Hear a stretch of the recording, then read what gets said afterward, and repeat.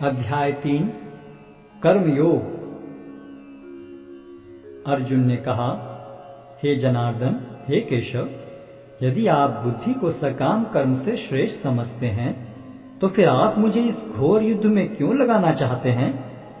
आपके व्यामिश्रित उपदेशों से मेरी बुद्धि मोहित हो रही है, अतः कृपा करके निश्चय पूर्वक मुझे बताएं कि इनमें से मेरे लिए सर्वाधिक श्रेयस्कर क्या होगा। श्री भगवान ने कहा, हे निष्पाप अर्जुन, मैं पहले ही बता चुका हूं कि आत्म साक्षात्कार का प्रयत्न करने वाले दो प्रकार के पुरुष होते हैं। कुछ इसे ज्ञान योग द्वारा समझने का प्रयत्न करते हैं तो कुछ भक्तिमय सेवा के द्वारा। न तो कर्म से विमुख होकर कोई कर्मफल से छुटकारा पा सकता है और न केवल संन्यास से सिद्धि प्राप्त की जा सकती है। प्रत्येक व्यक्ति को प्रकृति से अर्जित गुणों के अनुसार विवश होकर कर्म करना पड़ता है, अतः कोई भी एक क्षण भर के लिए भी बिना कर्म किए नहीं रह सकता। जो कर्मेंद्रियों को वश में तो करता है, किंतु जिसका मन इंद्रिय विषयों का चिंतन करता रहता है, वह निश्चित रूप से स्वयं को धोखा देता है और मिथ्याचारी कहलाता है। दूसरी ओर, यदि कोई निष्ठावान व्यक्ति अपने मन के द्वारा कर्मेंद्रियों को वश में करने का प्रयत्न करता है और बिना किसी आसक्ति के कर्मयोग प्रारंभ करता है, तो वह अति उत्कृष्ट है। अपना नियत कर्म करो, क्योंकि कर्म न करने की अपेक्षा कर्म करना श्रेष्ठ है। कर्म के बिना तो शरीर निर्वाह भी नहीं हो सकता। श्री विष्णु के लिए यज्ञ रूप में कर्म करना चाहिए, अन्यथा कर्म के द्वारा इस भौतिक जगत में बंधन उत्पन्न होता है। अतः हे कुंती पुत्र, उनकी प्रसन्नता के लिए अपने नियत कर्म करो, इस तरह तुम बंधन से सदा मुक्त रहोगे। सृष्टि के प्रारंभ में समस्त प्राणियों के स्वामी ने विष्णु के लिए यज्ञ सहित मनुष्यों तथा देवताओं की संततियों को रचा और उनसे कहा, तुम इस यज्ञ से सुखी रहो, क्योंकि इसके करने से तुम्हें सुखपूर्वक रहने तथा मुक्ति प्राप्त करने के लिए समस्त वांछित वस्तुएं प्राप्त हो सकेंगी। यज्ञों के द्वारा प्रसन्न होकर देवता तुम्हें भी प्रसन्न करेंगे और इस तरह मनुष्यों तथा देवताओं के मध्य सहयोग से सबों को संपन्नता प्राप्त होगी।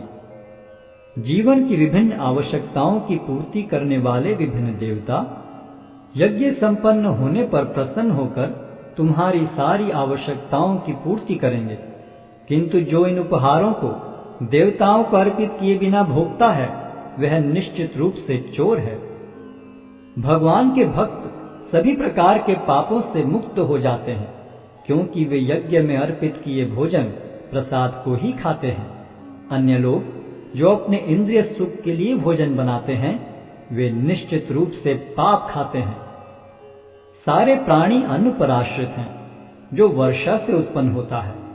वर्षा यज्ञ संपन्न करने से होती है और यज्ञ नियत कर्मों से उत्पन्न होता है। वेदों में नियमित कर्मों का विधान है और ये वेद साक्षात श्री भगवान से प्रकट हुए हैं। फलतः सर्वव्यापी ब्रह्म यज्ञ कर्मों में सदा स्थित रहता है। हे प्रिय अर्जुन, जो मानव जीवन में इस प्रकार वेदों द्वारा स्थापित यज्ञ चक्र का पालन नहीं करता, वह निश्चय ही पाप में जीवन व्यतीत करता है। ऐसा व्यक्ति केवल इंद्रियों की तुष्टि के लिए व्यर्थ ही जीवित रहता है।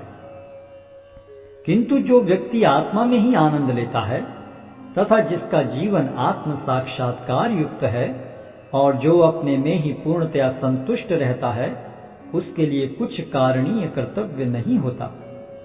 स्वरूप सिद्ध व्यक्ति के लिए न तो अपने नियत कर्मों को करने की आवश्यकता रह जाती है, न ऐसा कर्म न करने का कोई कारण ही रह जाता है। उसे किसी अन्य जीव पर निर्भर रहने की आवश्यकता भी नहीं रह जाती। अतः कर्म फल में आसक्त हुए बिना मनुष्य को अपना कर्तव्य समझकर निरंतर कर्म करते रहना चाहिए, क्योंकि अनासक्त होकर कर्म करने से उसे पर ब्रह्म की प्राप्ति होती है। जनक जैसे राजाओं ने केवल नियत कर्मों को करने से ही सिद्धि प्राप्त की, अतः सामान्य जनों को शिक्षित करने की दृष्टि से तुम्हें कर्म करना चाहिए। महापुरुष जो जो आचरण करता है, सामान्य व्यक्ति उसी का अनुसरण करते हैं। वह अपने अनुसरणीय कार्यों से जो आदर्श प्रस्तुत करता है, संपूर्ण विश्व उसका अनुसरण करता है। हे प्रथापुत्र, तीनों लोकों में मेरे लिए कोई भी कर्म नियत नहीं है। न मुझे किसी वस्तु का अभाव है और न आवश्यकता ही है, तो भी मैं नियत कर्म करने में तत्पर रहता हूँ। क्योंकि यदि मैं नियत कर्मों को सावधानी पूर्वक न करूं, तो हे पार्थ, यह निश्चित है कि सारे मनुष्य मेरे पथ का ही अनुगमन करेंगे। यदि मैं नियत कर्म न करूं, तो ये सारे लोग नष्ट हो जाएंगे। तब मैं अवांछित जन समुदाय को उत्पन्न करने का कारण हो जाऊंगा और इस तरह संपूर्ण प्राणियों की शांति का विनाशक बनूंगा। जिस प्रकार अज्ञानी जन फल की आसक्ति से कार्य करते हैं, उसी तरह विद्वान जनों को चाहिए कि वे लोगों को उचित पथ पर ले जाने के लिए अनासक्त रहकर कार्य करें। विद्वान व्यक्ति को चाहिए कि वह सकाम कर्मों में आसक्त अज्ञानी पुरुषों को कर्म करने से रोके नहीं, ताकि उनके मन विचलित न हो, अपितु भक्ति भाव से कर्म करते हुए वह उन्हें सभी प्रकार के कार्यों में लगाएं, जिससे कृष्ण भावनामृत का क्रमिक विकास हो। जीवात्मा अहंकार के प्रभाव से मोहग्रस्त होकर अपने आप को समस्त कर्मों का कर्ता मान बैठता है, जबकि वास्तव में वे प्रकृति के तीनों गुणों द्वारा संपन्न किए जाते हैं। हे महाबाहो, भक्ति भाव में कर्म तथा सकाम कर्म के भेद को भली भांति जानते हुए जो परम सत्य को जानने वाला है, वह कभी भी अपने आप को इंद्रियों में तथा इंद्रिय तृप्ति में नहीं लगाता। माया के गुणों से मोहग्रस्त होने पर अज्ञानी पुरुष पूर्णतया भौतिक कार्यों में संलग्न रहकर उनमें आसक्त हो जाते हैं। यद्यपि उनके ये कार्य उनमें ज्ञानाभाव के कारण अधम होते हैं, किंतु ज्ञानी को चाहिए कि उन्हें विचलित न करे।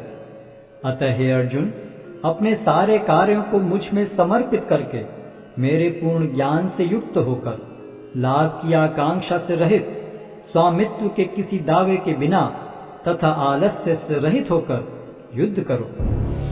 जो व्यक्ति मेरे आदेशों के अनुसार अपना कर्तव्य करते रहते हैं और ईर्ष्या रहित होकर इस उपदेश का श्रद्धा पूर्वक पालन करते हैं, वे सकाम कर्मों के बंधन से मुक्त हो जाते हैं।